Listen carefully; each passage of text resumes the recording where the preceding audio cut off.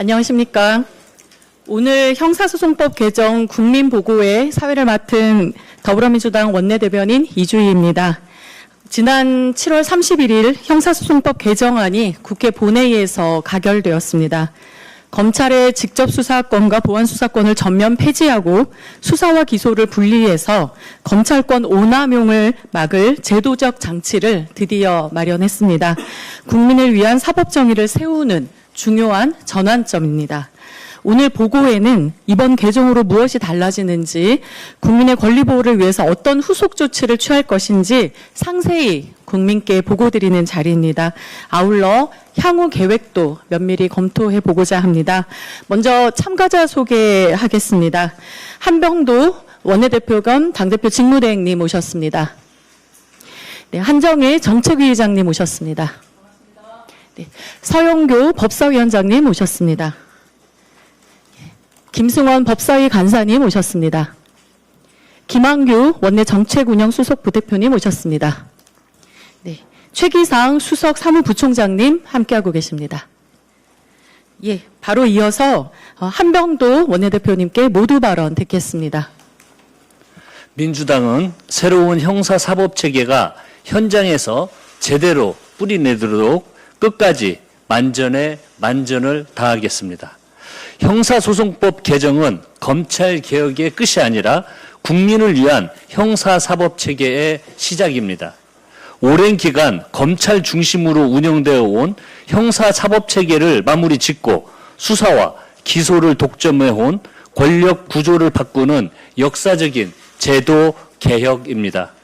오늘 형사소송법 개정 국민보고에는 무엇이 어떻게 달라지는지 국민께 소상히 설명드리고 새로운 제도에 대한 우려와 질문에도 책임 있게 답하기 위해 마련했습니다. 이번 형소법 개정으로 검사는 공소 제기와 유지에 전념하고 수사는 온전히 수사기관이 담당하게 됩니다. 무엇보다 제도 전환 과정에서 수사 공백이나 지연으로 그 피해가 국민들께 돌아가는 일이 결탄코 없어야 합니다. 민주당은 수사기관이 사건을 떠넘기거나 암장하지 못하도록 보안수사 요구의 절차와 기한을 명확히 하고 재수사 및 시정조치 요구권을 탄탄하게 정비했습니다. 피해자의 권리도 더욱 두텁게 보호했습니다. 재정신청 대상 범죄에 아동학대와 가정폭력 등 사회적 약자 대상 범죄를 포함했고 스토킹과 학대 등 7대 범죄에 대해서는 정권 송치를 도입할 예정입니다. 또한 사회적 약자인 피해자의 권익 강화를 위해 당내 TF도 설치할 예정입니다. 그런데 국민의힘은 검찰이 독점하던 권력을 국민께 돌려드리기 위한 새로운 형사사법 체계를 거부하고 있습니다. 검찰의 직접 수사권을 유지해야만 국민 안전을 지킬 수 있다는 회계망측한 논리로 혹세 무민하고 있습니다.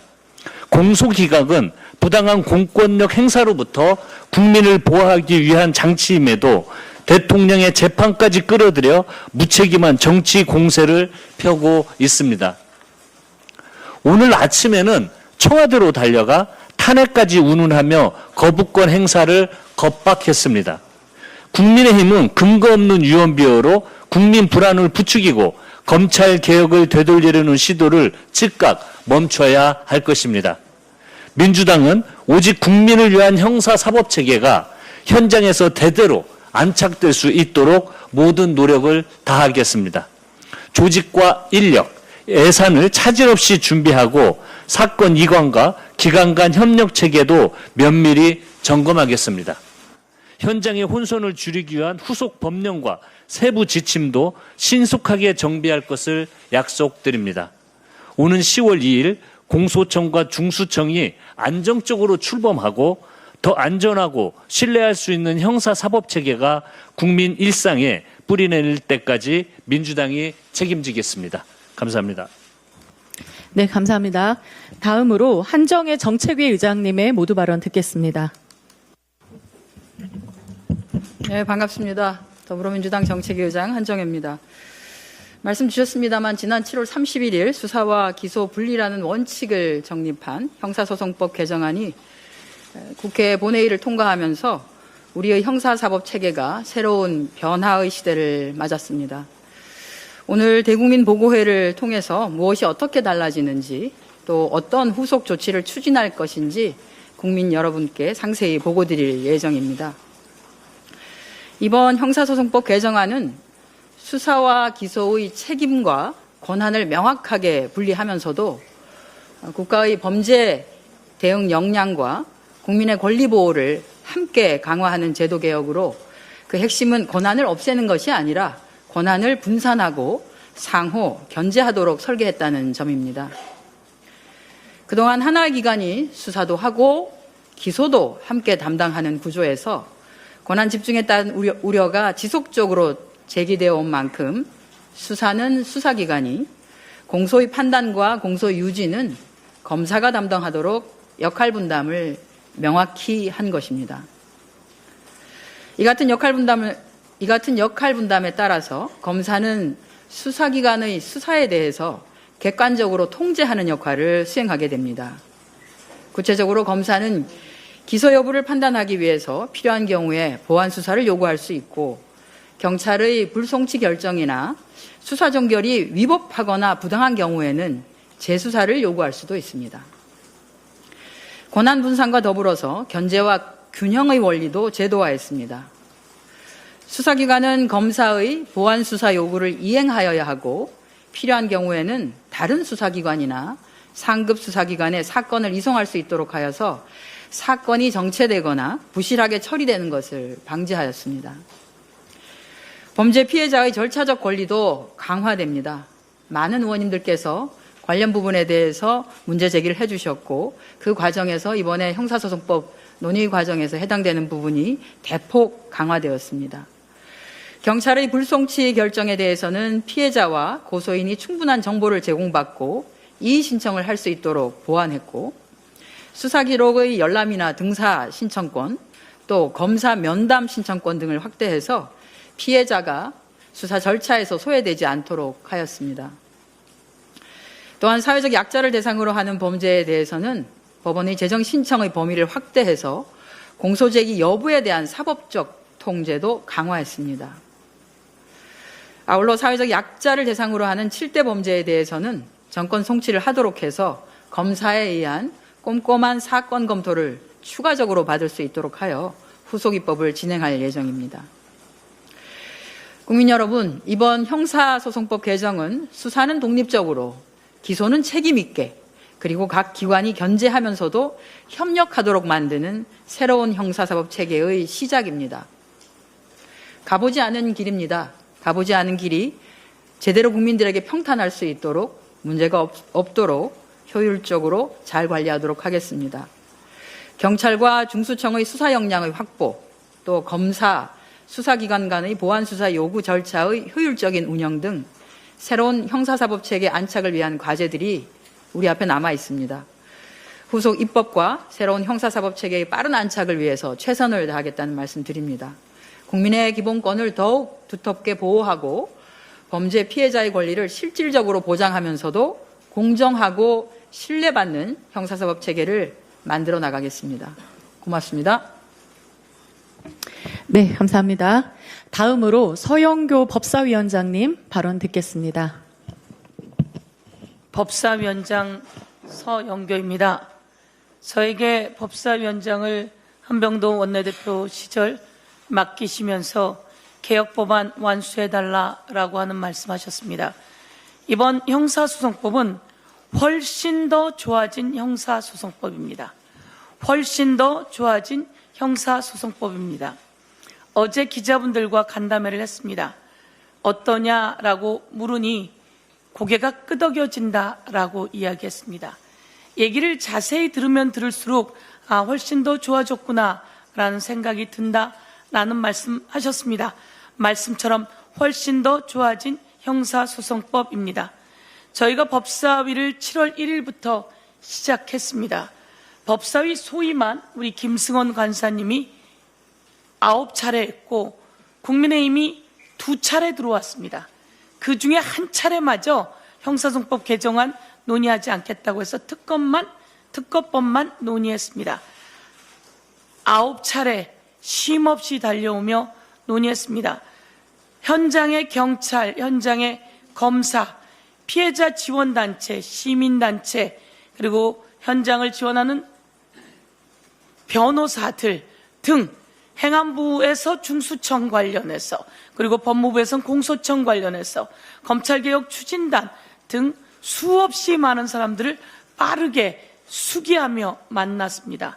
만나고 또 한꺼번에도 만나고 끊임없이 만나서 보완해 나가고 무엇이 부족한지 이야기 들었습니다. 이번 형사소송법은 기존의 형사소송법과 달리 피해자들의 권리가 들어있다라고 하는 말씀을 드리도록 하겠습니다. 그러면 훨씬 더 좋아진 형사소송법을 우리 원내대표님과 정책위 의장께서 말씀하셨지만 제가 이렇게 표로 만들어 보았습니다. 훨씬 더 좋아진 형사소송법. 검사는 기소와 공소 유지, 수사는 사법경찰관, 즉 경찰과 중대범죄수사청이 합니다. 검사 수사권이 없어지면 어떡해요? 검사가 하던 수사는 모든 수사를 부패, 경제, 마약, 사이버 범죄 등 관련한 건 중대범죄수사청이 합니다. 그 중대범죄수사청은 한국판 FBI라고 생각하시면 될 것 같습니다. 그러면 이렇게 중대한 범죄는 훨씬 더 전문가들이 수사를 하는구나. 걱정하지 마십시오. 그렇게 해놓았습니다. 그러면 보안수사가 없어지면 어떡해요? 걱정하지 마십시오. 보안수사 요구권이 있습니다. 저에게 보안수사 폐지하면 어떡하냐고 문자를 보내신 분들이 있어서 제가 통화해 보았습니다. 보안수사 요구권이 있는지 모르셨습니다. 검사가 경찰에게 보안수사 요구하면 되는군요. 걱정하지 않겠습니다. 라고 하셨습니다. 그런데 보안수사 요구를 제대로 실행하지 않으면 어떡해요? 그래서 우리가 사건 책임제, 검사는 공소사건을 번호를 갖고 있고 경찰은 그 수사 번호를 갖고 있고 핑퐁 없애게 해놓은 것입니다. 검사가 수사권을 딱 가지고 수사 번호를 가지고 보안수사 요구해서 실행해오면 붙이는 것입니다. 그러면 보안수사 요구를 잘 안 하면 어떡해요? 검사가 긴급할 때 3일 내로 해주세요 라고 하면 3일 내로 실행해야 된다. 그리고 기본은 한 달, 1+1 한 달 더 할 수 있다. 이렇게 해놓았습니다. 이번 장윤기 사건처럼 케이블타이 없어지면 어떡하죠? 우리 김승원 간사님의 좋은 생각이었는데요.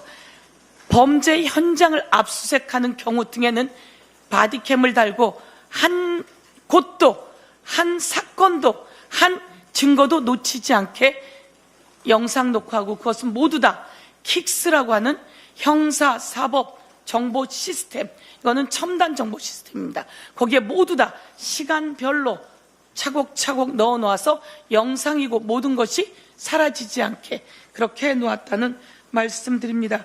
그러면 이번에 소중한 건 피해자들의 목소리입니다. 피해자가 이야기하셨습니다. 6개월이 지나도록 증거가 없어지는데 제대로 수사 안 해줘요 라고 하면 이의제기하고 그러면 수사관을 교체할 수 있게 해 놓았다는 말씀도 드리면서 제가 어디까지 어떻게 수사받고 있었는지 통보도 좀 해주시고 그리고 그 기록도 보고 싶습니다. 좋습니다. 열람 등사하는 내용도 해놓았습니다. 그전엔 이런 내용이 없었던 것이죠. 저희가 요청하는 것은 그겁니다. 검사와 경찰이 더 잘 상호 협력하게, 검사는 검사 일 더 잘하게, 경찰은 경찰 일 더 잘하게, 혹시 경찰이 범죄에 연루되어 있다면 중대범죄수사청이 바로 수사할 수 있게 이렇게 해놓았습니다. 국민 여러분, 훨씬 더 좋아진 형사소송법 78년 만입니다. 검사가 수사권과 기소권을 가지고 온갖 조작하고 암장해왔습니다. 윤우진 세무서장은 6번의 영장신청을 기각한 게 바로 검사였습니다. 그리고 김학의의 그 성폭행 사건은 누가 없애버렸죠? 바로 검사였습니다. 그리고 한동훈의 처남 사건은 어떻습니까? 그것도 마찬가지로 없애버린 자들은 검사였습니다. 이제 그런 일들을 수사와 기소를 분리하면서 형사소송법으로 국민을 위한 형사소송법으로 다가가도록 하겠습니다. 감사합니다. 네, 위원장님 상세한 설명 감사합니다. 네, 그럼 본격적으로 저희 보고회 시작을 할 텐데요. 먼저 김승원 법사위 간사님께서 확 바뀐 형소법 이렇게 달라집니다라는 제목으로 향후 개선 및 기대 방향에 대해서 말씀해 주시겠습니다. 네, 안녕하십니까. 더불어민주당 법제사법위원회 간사 김승원입니다. 오늘 국민보고회는 국회를 통과한 형사소송법 개정 내용을 국민 여러분께 정확하게 설명드리기 위해 마련했습니다. 최근 형사소송법 개정을 두고 피해자 보호가 약화된다, 검사의 통제가 사라진다, 수사가 지연된다라는 주장들이 이어지고 있습니다. 그러나 이는 사실과 다릅니다. 이번 형사소송법 개정은 우리 서영교 법사위원장님 말씀대로 현 형사소송법보다 훨씬 진일보한 내용을 담고 있습니다. 그리고 저희 법사위에서 심도 있게 면밀히 심사를 했는데요.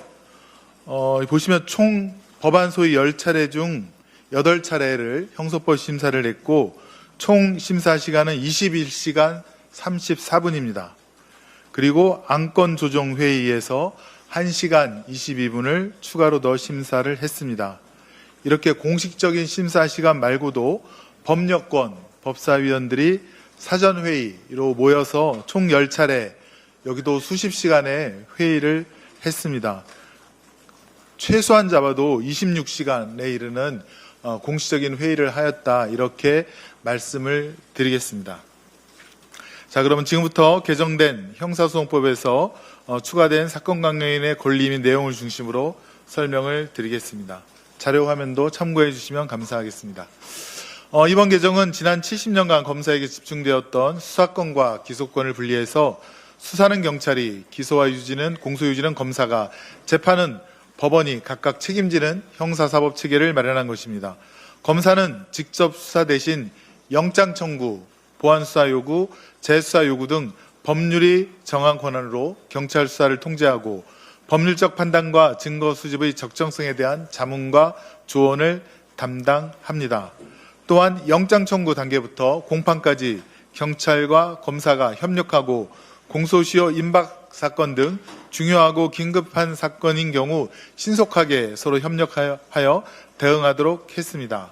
아울러 하나의 사건을 같은 사건 번호 아래 각자의 책임으로 끝까지 처리하도록 하여 사건을 서로 미루는 이른바 핑퐁 수사를 제도적으로 방지했습니다.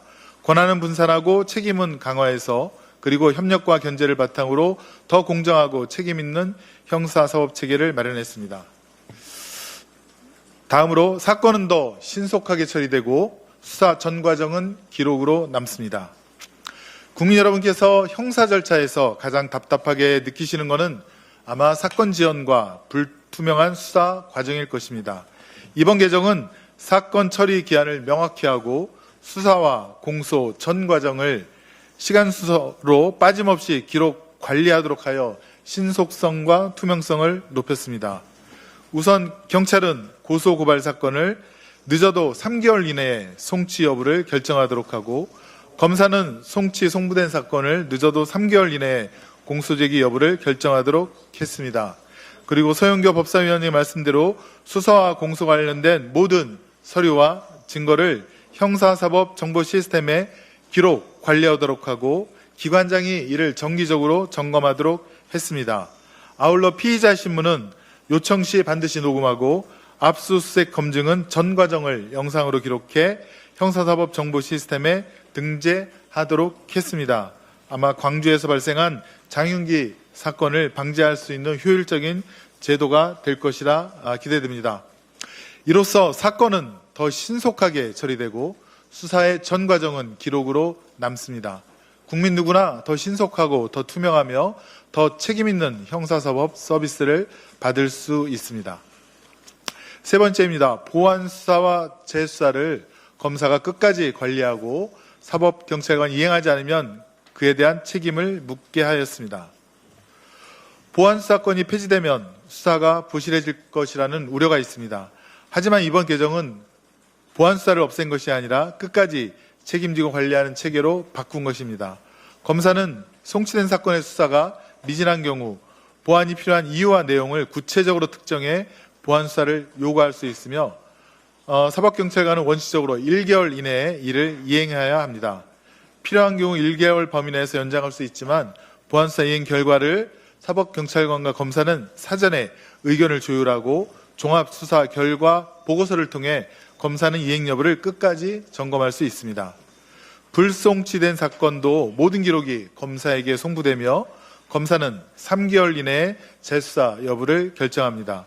보안수사나 재수사가 미흡하면 직무배제, 징계를 요청하거나 상급 수사관서 또는 다른 수사기관에 보안수사, 재수사를 요구할 수 있습니다.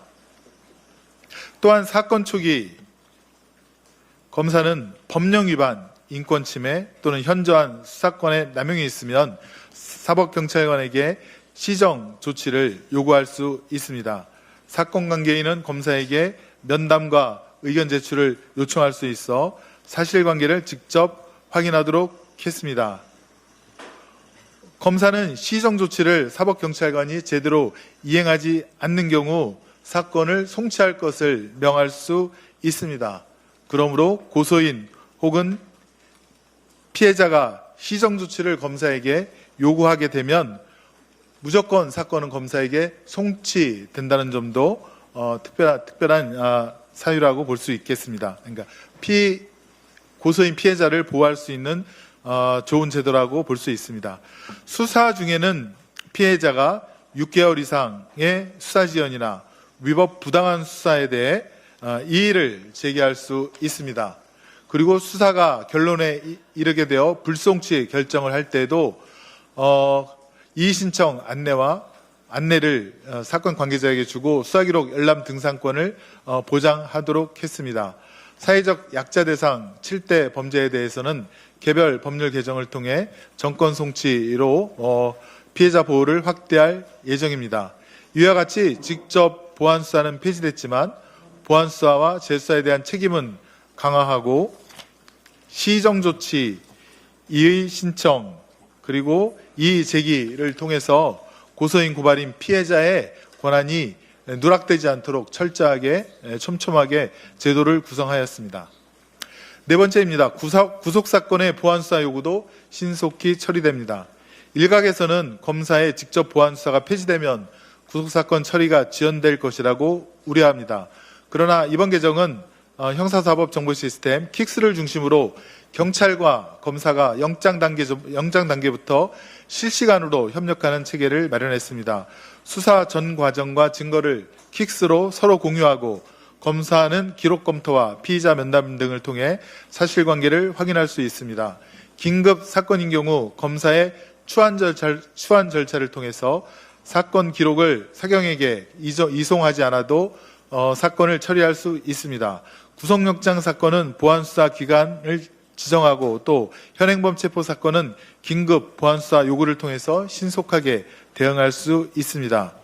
직접 보안수사는 폐지되었지만 킥스를 기반으로 한 협력 체계로 구속사건도 신속하게 처리할 수 있도록 했습니다.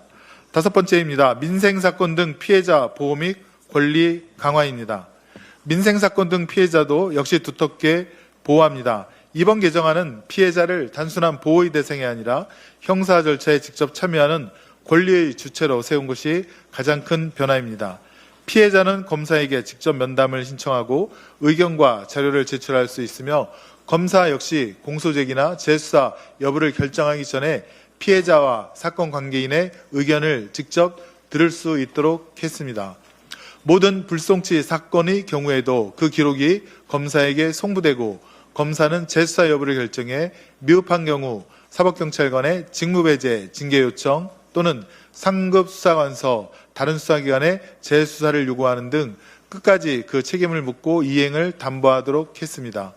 아울러 피해자는 수사의 지연이나 위법, 부당한 수사에 대해 이의를 제기할 수 있고 불송치 결정 시에는 이의 신청을 안내받은 것과 함께 수사 기록에 대한 열람, 등사권을 보장되어서 이의 신청의 사유를 더 정확하게 서술할 수가 있습니다. 또한 재정 신청 대상을 권력범죄와 사회적 약자 대상 범죄까지 확대하고 아까 말씀드린 바와 같이 사회적 약자 대상 7대 범죄는 개별 법률 개정을 통해 정권 송치로 확대해 피해자 보호를 더욱 강화하겠습니다. 피해자가 더 이상 수사의 구경꾼이 아니라 형사 절차의 당사자로서 직접 참여하고 권리를 행사할 수 있도록 했습니다. 그리고 마지막으로 법정 송치 확대입니다. 즉 사건 기록이 검사에게 최종적으로 송치되는 그런 경우가 확장되었다는 뜻입니다. 일각에서는 검사의 직접 보안 수사권이 폐지되면 경찰에 대한 견제가 약화된다고 우려합니다. 그러나 이번 개정은 직접 보안 수사 대신 검사의 사후 통제와 견제 기능을 더욱 체계화한 것인데 검사는 시정 조치 요구나 재수사 요구를 한 사건, 그리고 고소인 등의 이의 신청 사건, 직결 심판 청구가 기각된 사건을 송치받아서 다시 확인할 수 있습니다. 다시 한번 말씀드리지만 고소인 등이 검사에게 이의 신청을 하면 검사가 이의 신청 받은 그 사건을 본인에게 송치하도록 사법경찰관에게 요구할 수 있어서 사법경찰관이 사건을 묻어두는, 즉 암장하는 경우는 결코 발생할 수가 없습니다. 또한 사회적 약자 대상 7대 범죄에 대해서 개별 법률 개정을 통해 정권 송치로 기록을 검사에게 송치하도록 한 것도 말씀을 드렸습니다. 검사는 송치받은 사건을 본인이 직접 기소할 수도 있고 또 불기소 결정할 수 있으며 또 다른 수사기관, 예컨대 상급 수사기관, 관서나 다른 수사기관에 보안수사 또는 재수사를 할 수 있도록 요청할 수 있습니다. 위와 같이 이번 개정은 수사와 기소를 분리하면서도 경찰과 검사가 서로 협력하고 또 서로 견제하는 구조를 제도화한 것입니다. 직접 보안수사권은 폐지했지만 경찰에 대한 검사의 견제는 더욱 체계적이고 실효적으로 작동할 수 있을 것입니다. 오늘 국민 여러분께 보고드린 위 6가지 변화가 이번 형사소송법 개정의 핵심입니다. 이제 국민은 더 공정하고 더 신속하며 더 투명한 형사사법 서비스를 받을 수 있습니다. 공소기각 판결 사유를 추가한 것에 대해서는 혹시 질의가 있으면 그때 답변 드리도록 하겠습니다. 마무리입니다. 끝으로 언론 여러분께 부탁드립니다. 회의록의 일부 발언만이라든가 또 형사법의 전반을 또 전 흐름도를 이해하지 못한 상태에서 이런 입법 취지라든가 또 심사 과정 전체 맥락을 오해하는 보도들이 있는데 이와 같은 형사소송법 개정을 꼼꼼히 좀 살펴보시고 충실히 반영한 공정한 보도를 해주시기를 부탁드립니다. 형사사법체계 정상화는 이와 같은 법률 통과가 아니라 국민이 변화를 체감할 때 비로소 완성되게 됩니다. 국민의 기본권을 더욱 두텁게 보호하는 형사사법체계가 현장에 뿌리 내릴 때까지 저희 더불어민주당은 끝까지 책임지겠습니다. 감사합니다. 네, 김승원 간사님 심도 있는 보고 감사합니다. 예, 두 번째 보고로 우리 김한규 정책수석께서 사회적 약자 권리 강화 방안을 중심으로 후속 조치 추진 방향에 대해서 보고해 주시겠습니다. 네, 이미 김승원 간사님을 포함해서 여러분께서 형사소송법 개정안에 대한 내용을 다 설명을 해주셨습니다. 저는 그중에서 피해자 권리 확대 방안만 뽑아서 다시 한번 정리해 말씀을 드리겠습니다. 내용이 많다 보니까 약간 분류해서 설명드릴 게 좋을 것 같아서 수사 단계별로 한번 나눠봤습니다. 현재 수사가 진행 중인 경우, 그리고 경찰이 혐의가 있다라고 해서 검찰에 송치를 한 경우, 사법경찰관이 혐의가 없다고 불송치한 경우 크게 세 가지로 나눌 수 있습니다. 각 단계별로 현재 검사가 할 수 있는 조치가 세 가지인데요. 현재 수사 진행 중인 경우에는 시정조치 요구를 할 수 있고, 여기는 문제 위법한 수사에 대해서 시정을 하라고 요구할 수 있는 게 시정조치 요구권입니다. 그리고 혐의 있음, 그러니까 기소를 해달라고 사법경찰관이 검사에 송치를 했을 때 검사가 기소 여부를 판단하기에 추가적인 수사가 필요하다라고 여겨지면 보완 수사 요구를 할 수 있도록 되어 있습니다. 그리고 마지막으로 피해자 입장에서 제일 관심 있는 부분인데요.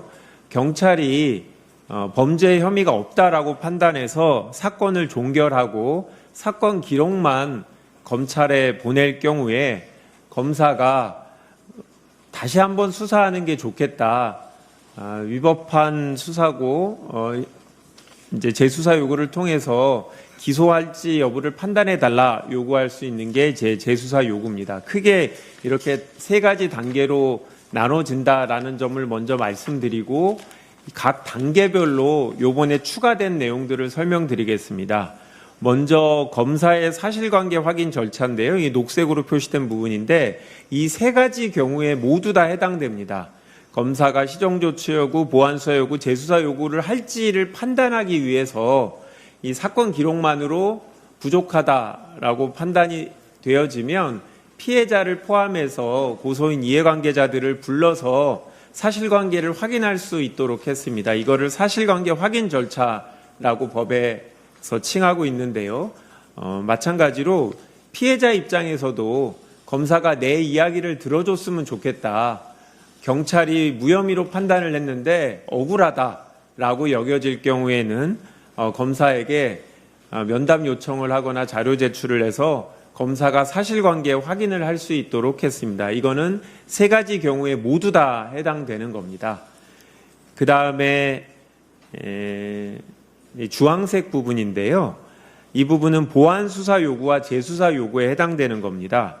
경찰이 수사를 해서 검찰에 사건을 송치하거나 아니면 기록을 송부했을 때 검사가 볼 때 경찰이 보완 수사 요구나 재수사 요구를 했는데 경찰이 이를 따르지 않을 때 또는 요청하기 전에도 해당 경찰이 수사하는 게 적절하지 않다라고 판단이 되면 다른 수사기관 또는 상급 수사기관에 보완 수사 또는 재수사하라고 요청할 수 있습니다. 어떻게 보면 사건을 뺏어서 다른 수사기관에 또는 다른 수사관서에 사건을 보낼 수 있도록 되어 있는 제도입니다. 담당 사법경찰관 입장에선 이런 제도가 있기 때문에 사건 처리에 있어서 보다 신중을 기할 수 있게 되리라고 기대를 합니다. 관련해서 중수청에는 원래 중대범죄 수사를 하도록 되어 있는데요. 이렇게 예외적으로 검사가 일반 경찰의 수사를 신뢰하기 어렵거나 아니면 기타 사유로 경찰에 계속 보완 수사나 재수사를 맡기기 어려울 때 중수청에 요청할 수 있게 되므로 중수청에서는 이거를 전담할 수 있는 부서를 설치할 예정입니다. 그리고 오른쪽에 파란색 부분인데요. 시정조치 요구, 그러니까 수사가 진행 중일 경우에 수사가 너무 지연돼서 이 부분에 대해서 빨리 사건 처리를 해달라고 검사에다가 고소인 등이 요구할 수 있는 게 이의제기권입니다. 그리고 이런 이의제기가 있을 때 검사 입장에서 이 경찰이 수사하는 게 문제가 있다. 너무 오랫동안 의도적으로 사건을 끌고 있는 것 같다. 그럴 경우에는 다른 수사기관에 사건을 보낼 수 있게 했습니다. 아직 경찰이 수사가 진행 중인데 사건 종결하기 전에도 사건을 뺏어서 다른 데다가 보낼 수 있는 권한을 검사에게 부여했습니다. 그리고 피해자 입장에서 가장 관심 있어 하는 부분, 불송치 부분이 제일 하단인데요. 오른쪽에 여러 가지 제도가 신설됐습니다. 첫 번째는 고발인의 이의 신청입니다. 현재는 고소인만 이의 신청을 하게 돼 있는데요. 이의 신청이라는 게 뭐냐면 경찰에서 먼저 혐의가 없다고 사건을 종결했을 경우에 1차적으로 사건이 완전히 끝납니다. 하지만 고소인들이 이거는 다시 한번 수사를 해달라라고 요구해서 이의 신청을 하게 되면 그 사건이 검사로 넘어가게 되는 제도가 이의 신청입니다. 그런데 현재는 고소인만 돼 있던 부분을 고발인까지도 확대하도록 했습니다. 고소인이 직접 이의 신청을 하기 어려운 사정들이 있다라는 피해자 측의 요구사항을 받아들였습니다. 그 다음으로는 이 재정 신청을 확대한 건데요. 재정 신청은 검사도 다시 한번 봤는데 여전히 검사도 내가 다시 봐도 이거는 죄가 없다, 불기소할 경우 마지막 단계로 법원에 공소 제기 여부를 판단할 수 있게 신청하는 게 재정 신청입니다. 현재는 일부 범죄 고소인만 가능하게 돼 있는데요. 이 부분도 고발인으로 확대합니다. 다만 모든 범죄는 아니고 사회적 약자 대상 5가지 범죄로 범위를 정했습니다. 그리고 다음으로 고소인 등의 열람 등사건인데요.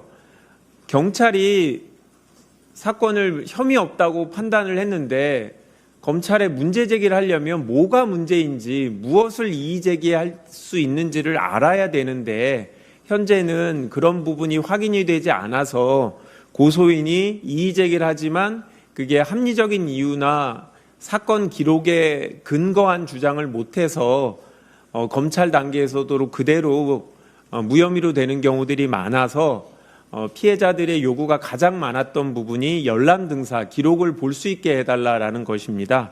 그래서 고소인들의 열람 등사권을 보장했고, 이거는 고소인과 고발인들이 이의 신청을 할 수 있도록 하는 무기를 주어지는 거라고 보시면 되겠습니다. 그다음 마지막으로 이 사회적 약자 대상 7개 범죄에 대한 전권 송치인데요. 전권 송치라는 것은 경찰이 사건을 최종적으로 혐의 없다라고 종결하지 말고, 그런 판단을 하지 말고 사건 전체를 검찰한테 보내서 검사가 혐의가 있는지 없는지를 판단하게 하는 게 이제 전권 송치인데, 과거에 그런 제도가 일반적이었습니다만 2021년부터 유죄 사건은 검사한테 넘기지만 혐의가 없는 거는 경찰이 종결할 수 있도록 제도를 만들었습니다. 다만 이 사회적 약자 범죄에 대해서는 본인들이 이의 신청을 하거나 이런 권리 구제를 할 수 없기 때문에 검사가 직접 모든 사건을 보도록 되어 있는 게 현행 제도인데요. 이 제도에 추가해서 2가지 범죄에 추가해서 5가지 범죄도 모두 다 경찰이 독자적으로 무혐의 판단을 하지 말고 검사에게 보내서 사건의 최종적인 판단을 받도록 했습니다. 이 부분은 개별 법에 근거가 있기 때문에 현재 2가지 아동학대, 가정폭력 범죄를 제외한 나머지 5가지 범죄에 대해서도 개별법을 개정해야 되는 상황이고요. 이미 지금 민주당 의원님들께서 법안을 발의했기 때문에 이 부분은 10월 2일 전에 조속하게 통과시켜서 공소청 출범과 동시에 피해자 구제에 미흡함이 없도록 추진할 예정입니다. 네, 이상으로 피해자 권리 확대 방안 내용에 대해서 설명을 드렸고요. 한병도 당대표 직무대행께서 말씀하신 대로 이런 부분을 구체적으로 잘 실행될 수 있도록 당내에서 TF를 만들어서 추후 계속 챙겨나가도록 하겠습니다. 이상입니다. 네, 김한규 수석님 일목요연하게 정리해 주셔서 감사합니다. 네, 그럼 이어서 마지막으로 기자 질의응답 시간을 가질 텐데요. 기자님들께서는 소속 성함과 함께 답변하실 의원님을 좀 지정해서 이왕이면 질의를 해주시면 좋겠습니다. 네, 그럼 질의 받겠습니다. 주로 김승원 간사님께 물어보시면 좋을 것 같습니다.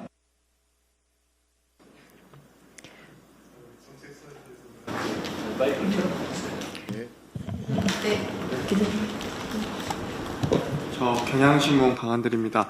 그 피해자 권익강화 TF 당내에서 마련하게 되신다고 하셨는데 그 부분은 오늘 처음 들은 것 같아가지고 그 어떤 TF에서 어떤 걸 담당하게 되시고 구성은 어떻게 되고 또 활동은 언제부터 시작하시는지 좀 설명 부탁드리는데 이건 네, 장 기자님 제가 예. 하겠습니다.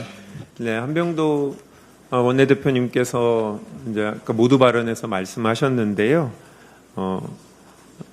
TF를 당내에 구성하고 TF는 이제 제가 단장이 돼서 진행할 예정이고요. 지난번에 검찰개혁 TF를 만들었었는데 이 정책위 부의장님 또 행안위 법사위 간사님과 제가 주축이 돼서 진행을 하고 그 외에도 최근에 당내에서 피해자 권리 확대가 필요하다라고 의견을 내신 의원님들이 계신데요. 그 의원님도 함께 모셔서 TF를 구성할 예정입니다. 그래서 오늘 원내대표님께서 말씀을 하셨는데 사전에 어느 정도 준비는 하고 있고 조만간 명단도 발표하고 회의도 진행하도록 하겠습니다. 실제로 진행할 내용들은 일단 사회적 약자 대상 범죄 정권 송치 부분도 개별법을 통과시켜야 되는데 그 부분도 챙기고 지금 오늘 말씀드린 여러 가지 제도가 있는데 실제로 실행하기 위해서는 챙겨야 될 부분이 있습니다. 중수청의 전담부서 설치하는 부분도 챙겨봐야 되겠고요. 이 부분들이 대통령령이라든지 시행령으로 들어가야 될 부분들이 있습니다. 이런 부분 관련해서 정부 부처하고 논의해서 시행 과정도 챙기고 또 법사위에서 주로 당연히 추가적인 법안들은 처리해 주시겠습니다만 꼭 법률적인 부분이 아니더라도 피해자들의 목소리를 듣고 당에서 챙길 부분이 있는지를 좀 더 폭넓게 다루기 위해서 TF를 구성할 예정입니다. 네, 다음 질문 받겠습니다. 네, 저기 뒤에 계시는. 네.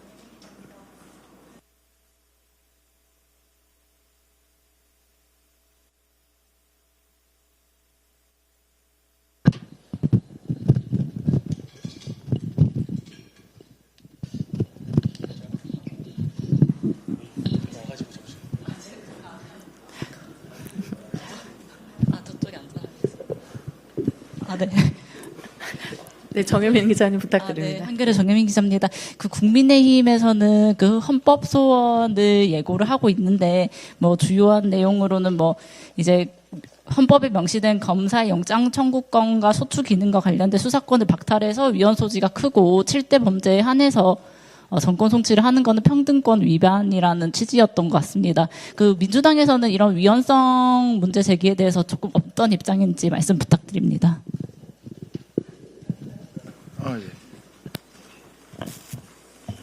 택도 없는 소리입니다.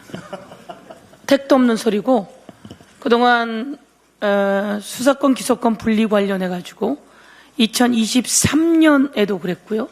그전에도 이 영장 청구권 자체가 헌법에 보장된 검사의 권리이다. 그래서 수사권을 나누는 것은 헌법에 위배된다라고 권한쟁의 심판도 청구를 했었고 헌법소원도 청구를 했었지만 이 내용은 헌법에 부여된 그런 권한이 아니다. 그래서 수사의 부분을 소추의 부분을 구분할 수 있는 것은 국회의 입법사항이고 소추, 수사 등은 행정 영역의 사안이므로 이것은 국회 입법사안이지 헌법 위반 사안이 아니다라고 해서 실제로 권한쟁의 심판의 자격도 되지 않는다. 그리고 몇 번에 걸쳐서 벌써 4번 정도 있었습니다. 그래서 헌법 소원의 대상이 아니라는 걸 아마 잘 알고 있을 것임에도 불구하고 이것을 또 선전전으로 하려고 한다면 아주 염치가 없는 행위이고요. 모르고 한다면 무식하기 짝이 없는 행위이다라는 말씀을 드리고요. 정권 송치가 약자들을 위한 부분에 있어서 평등권 위배다라고 하는데요. 가정폭력 특별법, 가정폭력법 그리고 아동학대 관련한 법안에 이미 정권 송치는 입법사안으로 들어 있습니다. 그래서 약자들을 위해서 이 부분이 필요하다고 저희가 검토하고 법안으로 보장하려고 하는 상황인데요. 그런 생각을 하고 그걸 또 브리핑을 하다니 참 제가 보기에는 정치인으로서도 그렇지만 법률적으로도 아주 무지한 행위 그리고 무모한 행위이다. 당장 그만두길 바란다. 이렇게 말씀드릴 수 있을 것 같습니다. 제가 좀 추가적으로 정권 송치에 관해서 말씀을 드리면 국민의힘은 그 사회적 약자에 대한 7대 범죄에 한해서 이제 정권 송치가 된다 이렇게 주장하지만 그 현행 제도를 모르고 그리고 개정된 형사소송법을 모르고 하는 그런 말입니다. 첫 번째는 검사가 당사자의 신고로 사법경찰관에게 시정조치를 요구했을 때 그것이 제대로 이행하지 않으면 검사가 사법경찰관에게 송치를 요구할 수 있습니다. 즉 사건을 땡겨올 수 있습니다. 두 번째는 고소인 혹은 고소인에 준하는, 즉 피해자에 준하는 고발인이 이의 신청을 한 경우도 사건이 검사에게로 송치가 됩니다. 세 번째는 우리 서영교 의원님께서 말씀하셨듯이 가정폭력, 아동학대에 대해서는 이미 정권 송치하도록 되어 있고, 저희가 추가로 5개 범죄에 대해서 정권 송치를 특별법에 담을 예정입니다. 그리고 즉심에 대해서 청구가 기각되었을 때 당사자의 이의가 있으면 이것도 역시 정권 송치가 됩니다. 현행 제도입니다. 마지막으로 재수사 요구, 검사가 재수사 요구를 했는데 사경의 재수사 이행이 탐탁치 않다, 미진하다 했을 때는 역시 검사가 송치 요구할 수 있습니다. 그러면 사건을 갖고 올 수 있습니다.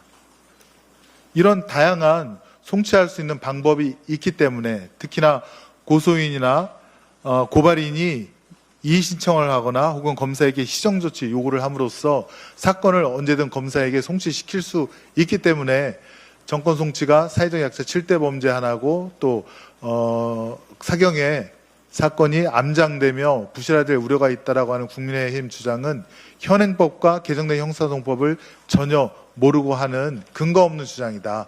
국민을 현혹시키는 것이다. 이렇게 말씀을 드리겠습니다. 이상입니다. 네. 예, 다음 우리 오마이뉴스. 예. 네, 오마이뉴스 유성혜라고 합니다. 김승원 간사님께 좀 여쭤보고 싶습니다. 앞서 질문하신 것과 연결돼서 국힘이 이제 형소법 공소기각 판결 요건이 좀 대통령 재판에 염두에 둔 거라고 계속 주장을 하는데, 네. 근데 이제 이미 있던 판례를 종문화하셨다고 했지만 어쨌든 예전에 없던 조항이 들어간 것이고, 또 하필 이제 본의 아니라고 하셨는데 의장님의 어떤 연임 논란, 그러니까 발언 논란이랑 겹쳐져서 더 의심을 한다고 생각이 돼요. 근데 그래서 두 가지 질문을 드리고 싶은데, 첫 번째는 대통령 사건에도 이론적으로 적용이 가능한 건 맞지 않냐는 주장에 대해서 네. 좀 설명을 해주시면 좋을 것 같고, 두 번째는 해당 문안에 중대한 위법 수사라던가 현저한 일타 이렇게 용어가 좀 모호해서 이게 너무 해석에 맡겨져 있는 거 아니냐, 이런 부분에 대해서 좀 설명해 주시면 감사하겠습니다. 예, 첫 번째는 공소기각 개정안은 시민단체의 요구에 의해서 김용민, 박은정 안에 이미 들어왔고, 저희가 법안 일소위에서 4차례에 걸쳐서 충분히 토의했다라는 점을 말씀을 드리고요. 저희가 토의 당시 전혀 대통령님하고는 사건하고는 전혀 연관을 못 시킨 것이, 법조인이라면 대통령은 재직 중 형사소출을 당하지 않는다라고 하는 헌법 조문이 있고, 그렇다면 그것은 재직하시는 4년 동안은 재판이 안 진행되는 것이라고 누구나 다 법조인들은 알고 있습니다. 근데 이 형사소송법 개정안은 2026년 10월 2일 날 시행되는 거 아니겠습니까? 4년 후에 할 일을 지금 개정을 통해서 진행을 시킨다? 저희는 전혀 그런 생각은 꿈에도 꾸지를 못했습니다. 다만 이 조항이 들어감으로써 지금 현행 법원에서는 재판을 다 하고 나서 공소기각 사유가 있으면 그때서야 공소기각 판결을 선고하는데, 피고인 등 억울한 당사자들은 아니 그럴 걸 차라리 무죄를 선고해달라고 그렇게 호소를 하고 있습니다. 그러면 이 조항이 들어감으로써 법원에서는 공소기각 판결을 할 사유가 있는지를 먼저 심사를 하고, 그것은 직권조사 사항이기 때문에 당연히 우선 심사 대상이 되고, 그래서 위법한 수사 혹은 현저한 재량권 일탈로 인한 기소에 대해서는 공소기각 판결을 초기에 선고를 할 수 있는 것입니다. 그래서 억울한 국민들을 구제할 수 있는 아주 좋은 법안이다. 저희는 그렇게 생각해서 통과를 시킨 거고요. 그 내용은 대법원 판례에서 확립된 그런 단어들과 문장을 그대로 채용했다라고 보여집니다. 그것에 대해서 추상적이다라는 말씀을 하지만, 기존에 아마 이 항이 공소 제기가 법률의 규정에 위반하여 무효인 경우라고 아마 이렇게 규정되어 있을 겁니다. 그것이 추상적인지 아니면 그 법률 조항에 의해서 확립된 판례, 즉 중대한 위법 수사에 기해서 공소 제기가 된 경우, 또 현저한 소추 재량권 일탈로 인해서 공소 제기가 된 경우, 그다음에 그 밖에 법률 규정도 맨 마지막에 보완적으로 넣긴 했지만 그것이 더 추상적인지는 아마 어느 누가 봐도 기존 거보다는 훨씬 구체화하고 명확하게 규정을 했다 이렇게 말씀을 드리고요. 그다음에 현저한, 중대한은 지금 우리나라 기존 법률에도 수없이 많이 들어가 있습니다. 현저한이라는 단어, 중대한이라는 단어는 어느 법률에도 형법에도 들어가 있고 행정법에도 들어가 있고요. 그렇기 때문에 그것을 갖고 추상적이다, 모호하다고 하면 그럼 다른 법률 조항도 다 바꿔야죠. 네, 그건 말이 안 됩니다. 예, 여기까지만 말씀드리겠습니다. 네. 또 질문 있으실까요? 제가 금방 그 질문에 대해서 한 말씀 더 드리면요. 제가 구하라법을 만들었는데 아이를 양육하지 않아요, 엄마가. 그런데 아이가 목숨을 잃었을 때 그 상속금을 가져갑니다.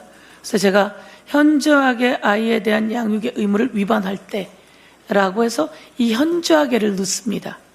현저하게는 모든 법률에 들어있는 용어입니다. 왜? 대법원이나 법원이 그걸 판단하라고. 현저하게라고 하면 10년 키워야 되는데 9년만 키웠으면 뭐 이런 식으로 구분하라고 있는 겁니다. 그래서 법률 용어이고요. 기억부터 제가 쫙 찾아봤는데요.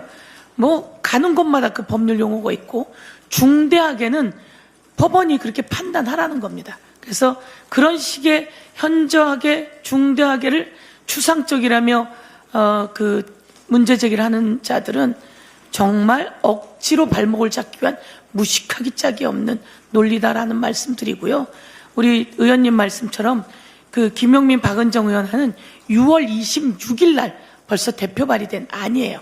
거기에 다 들어있는 내용이고 개정되기 전 2호에 들어있는 내용이기도 합니다. 그거를 두 개로 나눴을 뿐입니다. 그런데 한밤중에 끼워 넣었다 이렇게 말하는 주진우 또는 한동훈 의원 같은 경우에는 아주 검사스러운 접근이기 때문에 이에 대해서는 책임을 꼭 지우게 될 것입니다. 네, 감사합니다.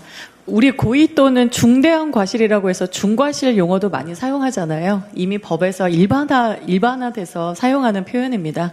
예, 중과실 꼭 기억해 주시기 바랍니다. 예, 또 질문 있으실까요? 예, 자, 뒤에 계신 기자님 마이크 좀 주시겠습니까?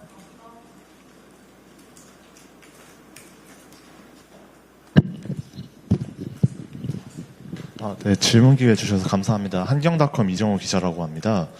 예, 시정조치 요구 같은 경우 이제 피해자들이 이제 검사에 위법 부당한 사항에 대해 직접 찾아서 신고를 해야 되고 고발이 이의 신청의 경우에도 필사 등의 조치가 있어도 변호인의 도움 없이는 피해 구제를 받기 어렵다는 법조계에서 지적도 있었는데 이로 인해서 이제 야권에서는 좀 사법의 민영화라는 주장도 하는 것 같습니다. 그래서 이런 주장에 대해서 좀 어떻게 보시는지 궁금합니다.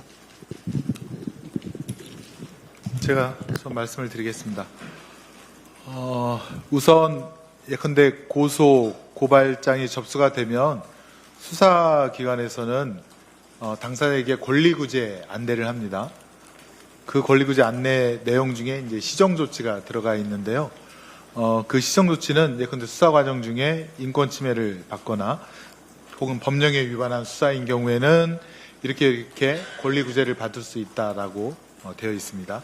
그러면 수사 과정에 그런 침해를 받았다고 하는 당사자는 검사에게 신고를 할 수가 있고요. 그 신고를 받은 검사는 사법경찰관에게 그 시정조치에 대해서 기록을 등본을 받아서 검토를 하고 시정조치를 요구할 수 있고 또 시정조치 요구가 미진하면 사건을 아까 말씀드렸듯이 송치 사건을 갖고 오라 그래갖고 사건을 갖고 와서 다른 상급 수사관서나 다른 수사기관에 이첩을 할 수가 있게 됩니다. 이렇게 안내 제도에 의해서 하는 것이고 또 그 과정에서 검사와도 사실 확인 등을 할 수 있기 때문에 결국에는 검사에 의해서 이루어질 것이라서 형사사법의 민영화는 아니다. 이렇게 말씀을 드리고요. 그 다음에 이의 신청 역시 마찬가지입니다. 그 전에 그거는 이제 수사 초기에 그렇게 하는 거고 수사 중반에는 고소인 등 피해자에게 이의 제기를 할 수 있는 권리가 있는데요. 6개월 이상 처리가 지연되거나 혹은 법령을 위반해서 고소인 등의 피해자 등의 권리를 침해하게 된 때에는 당사자가 그런 것도 안내가 역시 통지가 됩니다. 수사 단계마다 통지가 되는데 당사자가 이의 제기를 통해서 그 사건을 다른 상급 수사관서나 다른 수사기관에 보낼 수 있게 그렇게 조치가 되어 있습니다. 그것도 역시 검사가 그 중간에서 할 수 있는 것이기 때문에 역시 형사사법의 민영화는 아니다. 이렇게 말씀을 드리고요. 마지막으로 이제 불송치 결론에 대해서 고소인 등 피해자는 이의 신청도 할 수 있는데 그것도 역시 이의 신청 안내장을 받게 되는 것이죠. 결정문과 함께 이의 신청 안내장을 받게 되고 또 서영교 위원장님께서는 그 변호사가 이의 신청까지 책임지도록 하는 것을 우리 행정기관에게 요청을 했고 행정기관도 그렇게 운영을 하겠다고 했습니다.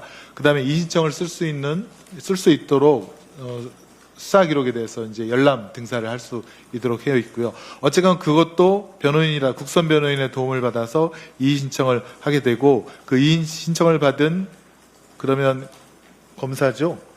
검사가 경찰에게 하게 되고요. 네. 경찰이 바로 검찰로 송치하게 됩니다. 네, 그래서 검사가 그걸 검토하고 결론을 갖다 내게 되는데 역시 거기에서도 국가기관의 어떤 역할이 있다라고 말씀을 드리겠습니다. 아무튼 저희가 다양하게 촘촘하게 피해자 권리 보호 수단을 마련했고 그 중간에 피해자의 노력도 물론 이제 신청도 있지만 결국 그것을 검토하는 것은 국가기관이 하는 일이다라는 것을 좀 강조해서 말씀드리겠습니다. 제가 한 말씀만 드리면 이게 이의신청서입니다. 왜냐하면 저도 이번에 법사위를 하면서 이의신청을 제가 해본 적이 없어서 그렇게 이야기하더라고요. 이 성폭행을 당했는데 이 피해자가 불송치가 되고 나면 너무 가슴이 아프고 그래서 이의신청을 하려면 변호사를 사야 되고 그러려면 돈도 많이 들고 이런 이야기를 하게 되는 걸 들었습니다. 그래서 이 과정을 한번 검토해보자 라고 했는데 성폭행 피해자, 장애인 피해자 등 아동학동 피해자 이렇게 약자들의 피해와 요번에 하나 더 넣었는데 국가 살인범 같은 경우에도 그 변호사를 국선 변호사를 의무적으로 선임하게 해 놓았습니다. 그래서 국선 변호인 우선은 있고요. 그리고 요거는 이의신청서라고 하는 서식인데요. 불송치할 때 이 서식을 그냥 붙여서 보냅니다. 그러면 이것을 경찰서에다 내면 경찰이 이것을 불송치하고 끝내지 못하고 바로 검찰로 송치하게 했습니다. 그래서 저희가 이런 내용도 넣으면서 말씀처럼 그 변호인이 불송치 때까지만 변호인이 하게 되어 있는 것처럼 돼 있더라고요. 그래서 법무부 장관께도 이야기했고 이의 신청 그리고 검찰에 송치되었을 때도 그 변호인이 역할을 하게끔 그런 내용을 좀 상세하지만 저희들이 담아놔서 사법의 민영화 이야기하는 것은 택도 없는 소리다라는 말씀 드리고자 합니다. 예, 좀 참고로 말씀을 드리면 중대한이라는 단어가 형사소송법 안에서만도 17번이나 등장을 한다고 합니다. 그다음에 현저한이 21번이 등장한다고 하는데 이것이 형사소송법 내에 있는 건지 아니면 다른 법률까지 합쳐진 형사소송법 내에 그렇게 현저한이라는 단어도 21번이나 등장한다고 합니다. 법률 용어입니다. 여기까지 말씀드리겠습니다. 네. 다른 질문 있으실까요? 사실 나올 질문들이 거의 다 나와서 마무리해도 될 것 같은데 뒤에 딱 한 분만 받고 끝내겠습니다. 예. 우리 쿠키뉴스 기자님이시죠? 마이크 나와서 좀 발언해 주실 수 있을까요?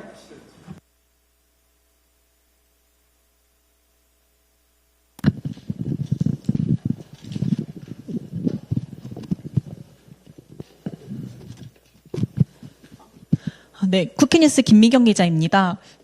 현재 보안 수사가 요구됐거나 아니면 보안 수사가 진행되는 사건, 미제 사건, 적재 사건이 계속 증가하는 추세에서 이런 사건들이 산적해 있는데요. 여기에 이제 피해자 권리 구제를 위한 여러 절차들이 도입되고 이렇게 체계가 바뀌게 되면은 현재 수사기관 업무가 굉장히 과중될 것으로 예상이 되는데 지금 우리 수사기관 인력이나 조직의 어떤 업무 과중 우려에 대해서 민주당에서 좀 어떻게 평가하고 계시는지 좀 보완책을 더 고민하고 계시는 게 있으신지 궁금합니다. 지금 저희가 경찰청으로부터 보고받기로는 사건당 처리 일수가 57일로 기억하고 있는데요. 예, 더 줄어들고 있습니다. 더 줄어들고 있고요. 그다음에 아마 장기 미제 사건도 현저하게 많이 줄어든 것으로 저희가 보고를 받았고, 그다음에 수사관 인력도 그동안 2,000명이 넘게 증원이 되었으며, 현재 수사 파트에 대해서 수사 실무를 공부하고 시험 쳐서 새로 그 업무를 맡고자 하는 경찰관들도 증가되고 있다라고 보고를 받았습니다. 저희는 어쨌건 사건의 신속한 처리와 또 투명성, 객관성을 담보하기 위해서 추가적으로 더 필요한 제도가 있으면 함께 논의해서 보완하도록 하겠지만, 현재 추세는 그렇게 되고 있다라고 하는 보고 말씀을 드리겠습니다. 네. 예, 더 이상 질문 없으신 걸로 예, 오늘 보고회니만큼 예, 충분한 기회를 드리겠습니다. 예, 마지막 질문으로 하겠습니다. 감사합니다. 채널A 이준성 기자입니다. 그 원내 여쭤보고 싶은데요. 이게 지난 얘기긴 하지만 이 형사법이 본회의에서 그 당내에서 반대랑 기권표가 하나씩 나왔는데, 뭐 결론적으로 통과는 됐지만 이 당론으로 추인된 법안에 좀 반하는 표결이라서 뭐 당원들 사이에서 좀 감론 일박이 나오는 것 같은데, 지도부 차원에서 좀 뭐 조치라든지 뭐 경고가 있으실지 여쭙습니다. 말씀드리면 당론 중에 강제적 당론이고 권고적 당론인데요. 이번에 저희가 강제적 당론으로 묶지는 않았습니다. 권고적 당론이고 가능하면 당론에 함께 해달라고 하는 요청을 드린 것이기 때문에 반대표를 던진 의원님들에 대해서 별다른 조치가 있지는 않을 겁니다. 네, 정책위원장님 답변을 마지막으로 마무리하겠습니다. 막 한 말씀만. 네. 피해자, 약자와 성폭력 피해자, 아동학대 피해자 등 약자들에 대한 범죄에 대해서는 어떻든 훨씬 더 보호할 수 있고 두텁게 보호하고, 그리고 원내에서 TF를 꾸려서 그 신고를 받을 수 있게 또 하는 만큼 저희들이 최선을 다해서 이런 피해자, 이런 범죄를 일으킨 자들은 끝까지 쫓아가서 최대한 처벌할 수 있게 하려고 합니다. 이번에 청주 사건 관련해서도 최영준 국힘 시의원 압수수색에서 핸드폰 안에서 다른 피해자들의 피해자들의 사진이 나왔다는 거 아닙니까?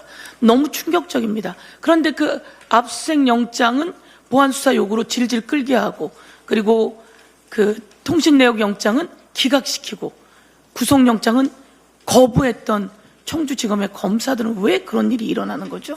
저는 어느 누구든 간에 대한민국에서는 그 약자들에 대한 험악한 범죄에 대해서는 끝까지 쫓아가서 처벌할 수 있게 해야 되고, 그것을 가로막고 돈과 명예와 뭐 관계에 의해서 가로막았는지 청주지검처럼 그렇게 한다면 이것에 대해서 꼭 책임을 묻도록 하겠습니다.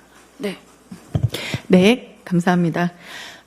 오늘 저희가 형사사법 체계 전반이 어떻게 바뀌는지에 대해서 말씀을 나눴는데요.